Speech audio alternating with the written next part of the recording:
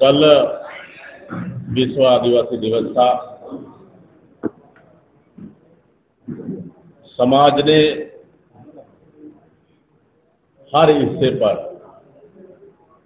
हर गांव क्षेत्रों में धूमधाम से विश्व आदिवासी दिवस मनाए। साथ ही लेकिन दुर्भाग्य है कि छत्तीसगढ़ सरकार ने विश्व आदिवासी दिवस नहीं बनाए और विश्व आदिवासी दिवस को बहिष्कार किया।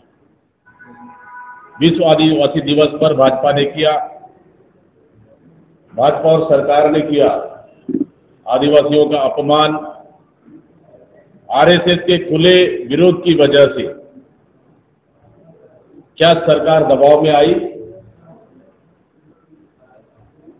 भारतीय जनता पार्टी ने कल यानी 9 अगस्त को विश्व आदिवासी दिवस के कार्यक्रमों का बहिष्कार कर दिया। रायपुर में 2 कार्यक्रम आयोजित थे। एक कार्यक्रम माननीय मुख्यमंत्री जी का और दूसरा कार्यक्रम माननीय राम विचार नेताम जी का। लेकिन दोनों ही कार्यक्रम की घोषणा के बाद सरकार के प्रतिनिधि वहां पे नहीं पहुंचे।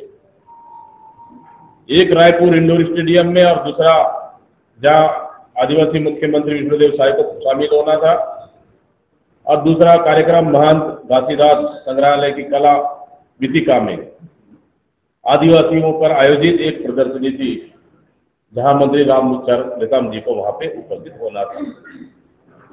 पिछले 5 वर्षों में कांग्रेस की सरकार ने विश्व आदिवासी दिवस को एक उत्सव और महोत्सव के रूप दिया और इसके लिए सार्वजनिक रूप से अवकाश भी घोषित किए।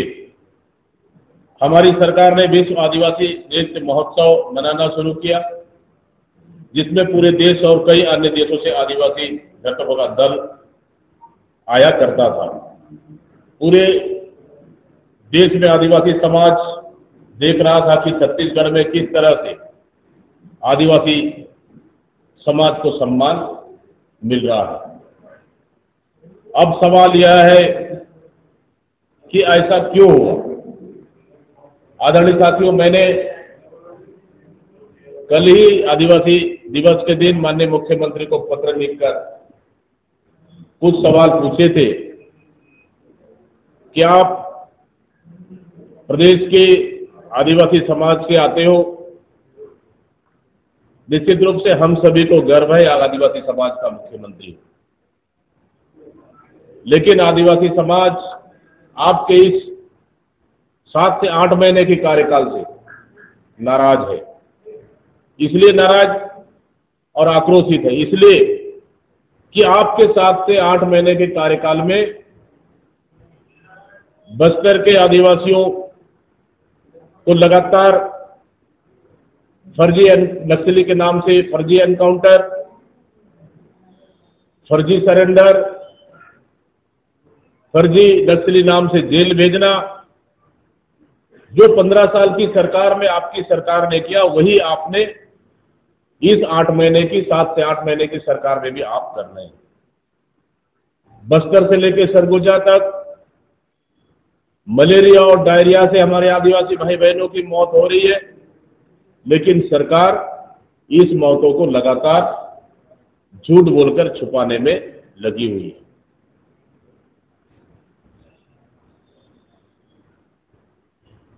हंसदेव अरण्य जंगल को काटे जा रहे हैं।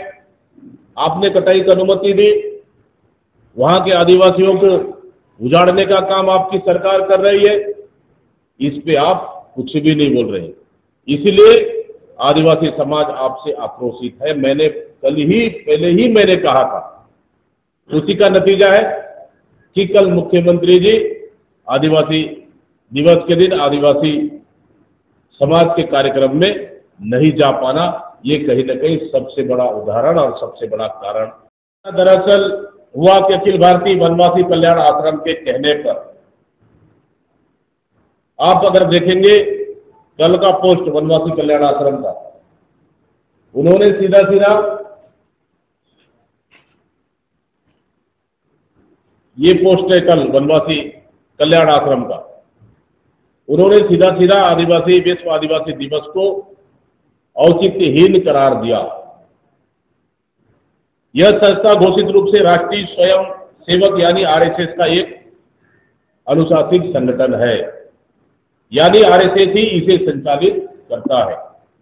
वनवासी कल्याण आश्रम के राष्ट्रीय अध्यक्ष सत्येंद्र सिंह ने एक सार्वजनिक बयान जारी किया। इस बयान को बाकायदा उनके फेसबुक पेज पर भी लगाया गया है। इस बयान में उन्होंने कहा कि विश्व आदिवासी दिवस के भारत में कोई औचित्य नहीं है। उन्होंने कहा कि विश्व आदिवासी दिवस कोई अंतर्राष्ट्रीय षड्यंत्र है। इसका मतलब है कि उन्होंने आदिवासी संस्कृति और परंपराओं को मानने से इनकार कर दिया। वनवासी कल्याण आश्रम की ओर से जारी इस बयान को आरएसएस की ओर से दबाव की तरह देखना चाहिए। इस दबाव का भाजपा की सरकार पर बहुत बड़ा असर हुआ है। भाजपा सरकार नागपुर से चलती है, क्रोनोलॉजी समझिए।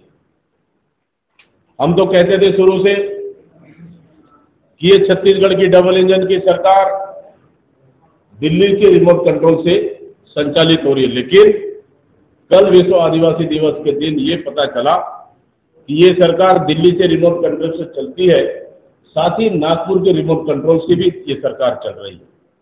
छत्तीसगढ़ सरकार की ओर से हर साल विश्व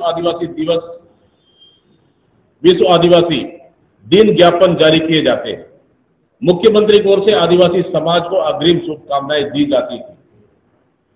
न तो सरकार ने कोई विज्ञापन जारी किया और न ही मीडिया को मुख्यमंत्री की ओर से कोई शुभकामनाएं जारी की गई। जैसा कि हमने बताया, विश्व आदिवासी दिवस के दिन जो 2 कार्यक्रम थे उसे रद्द कर दिया गया। बस मुख्यमंत्री विष्णुदेव साय जी ने एक ट्वीट करके विश्व आदिवासी दिवस मना लिया। जाहिर है कि आरएसएस के दबाव में भाजपा की सरकार ने विश्व आदिवासी दिवस का इस तरह से बहिष्कार किया।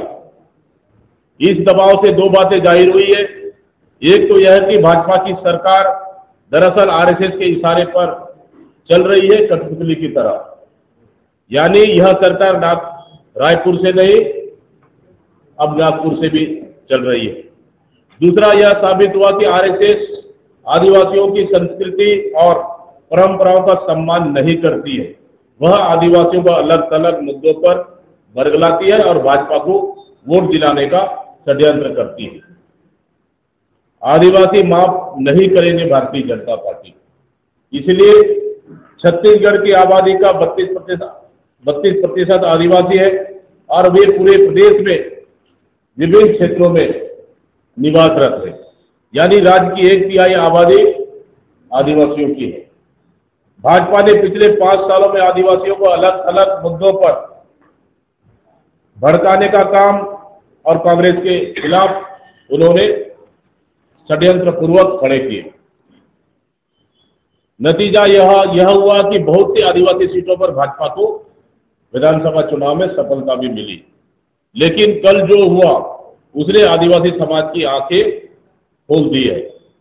अब आदिवासियों को समझ में आ गया है कि आरएसएस और भाजपा आदिवासियों को सिर्फ वोट बैंक समझती है। आदिवासियों को ठगने के लिए विष्णुदेव साय के रूप में एक आदिवासी मुख्यमंत्री तो बना दिया, पर वे उन्हें आदिवासियों के बीच जाने से भी रोक रहे हैं। एक और वरिष्ठ आदिवासी नेता राम विचार नेताम को मंत्री तो बनाया गया, लेकिन उन्हें भी आदिवासियों से जुड़ी प्रदर्शनी का उद्घाटन करने से रोक दिया गया। हमारे सवाल है, आरएसएस को बताना चाहिए कि वह आदिवासियों की संस्कृति और परंपरा के खिलाफ क्यों है। भाजपा की सरकार के आदिवासी मुखिया विष्णुदेव साय जी को बताना चाहिए कि वे नागपुर से उन पर कितना दबाव है और वे इस तरह दबाव में कब तक काम करेंगे। छत्तीसगढ़ के विभिन्न आदिवासी संगठनों को भी भाजपा और आरएसएस की इस कुटिल चाल को समझना चाहिए। कांग्रेस की ओर से हम इसकी निंदा करते हैं और हम भाजपा की इस हरकत को हर मंच पर आदिवासियों को निश्चित रूप से इनकी कुकर्मों को हम समाज के बीच में लाएंगे। इस तरह से सीधा सीधा यह स्पष्ट हुआ कि कल के कार्यक्रम में भारतीय जनता पार्टी की डबल इंजन की सरकार न विश्व आदिवासी दिवस के दिन विज्ञापन नहीं देना, कोई सरकारी कार्यक्रम नहीं करना, वहां पे उपस्थित नहीं होना, वहां पे उनको कार्यक्रम को बहिष्कृत करना, ये सवाल खड़ा करता है कि छत्तीसगढ़ की भारतीय जनता पार्टी की सरकार और मुख्यमंत्री, हमारे आदिवासी मुख्यमंत्री निश्चित रूप से आरएसएस के दबाव में कार्यक्रम में नहीं गए, कार्यक्रम को बहिष्कार करते रहे, बहिष्कार किए और समाज के लोगों में भी ये आक्रोश और गुस्सा कल देखने को मिला कि हमारे समाज का मुख्यमंत्री होने के बाद हमारे समाज के कार्यक्रम में नहीं आना, ये समाज के लिए सबसे बड़ा चिंतनीय विषय है। जो कि कल मैंने आपको पूर्व में ही ये चीज मुझे शंका जाहिर हुआ था और मैंने पत्र लिखकर माननीय मुख्यमंत्री को अवगत करा दिया था कि आपके इस 8 महीने की सरकार फेलवर सरकार से बस्तर से लेकर सरगुजा तक पूरी तरह से आदिवासी समाज आपसे आक्रोशित है और नाराजगी है, जिसके वजह से कल आप उस समाज के कार्यक्रम में भी उपस्थित नहीं हो पाए। ये कार्यक्रम कल माननीय मुख्यमंत्री जी का कल का शेड्यूल भी था, जो मैंने आपको पीछे लेके अवगत भी करा दिया।